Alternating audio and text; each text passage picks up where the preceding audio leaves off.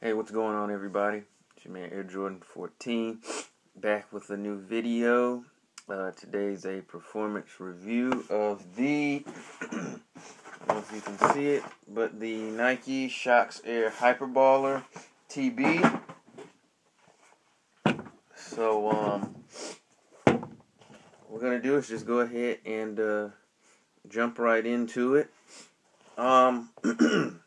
As always, you know I love to start with the inner, just for the simple fact that if a shoe is uncomfortable, if it causes chafing at the inner, blistering, hot spots, and things of that nature, then it doesn't matter how good the fit, the cushioning, the traction, all of those other attributes, because you won't wear the shoe.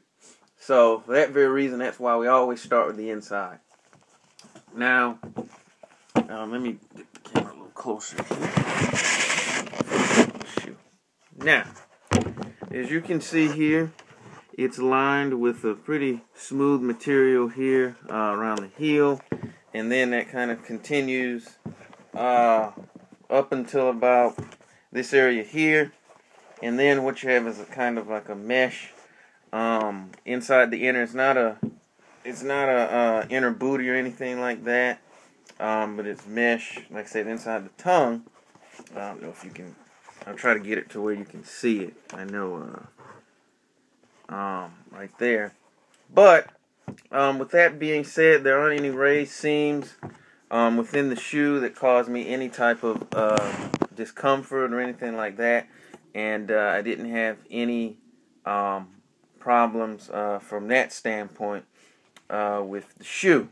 Now, one of the things I kind of expected when I first started testing this shoe, and the first thing that stood out is that the tougue is very similar to the Hyperfuse 2011. And I'll kind of give you, as you can see, they're very, very similar here in a lot of ways. So I was my preconceived notions was somewhat that it would be kind of similar, but it was a vastly different experience, okay? Starting here with the outsole, I get closer, as you can see, you've got herringbone at the forefoot, and then this kind of circular, these overlapping concentric, multi-directional concentric circles here on the heel. And then you've got this pivot point here, I guess, right where your big toe would be, the ball of your foot, excuse me. And the net result was fairly decent traction.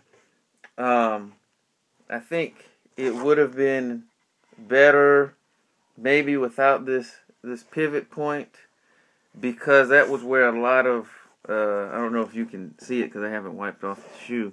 That's where a lot of my dust pickup was actually in these areas, more so than in the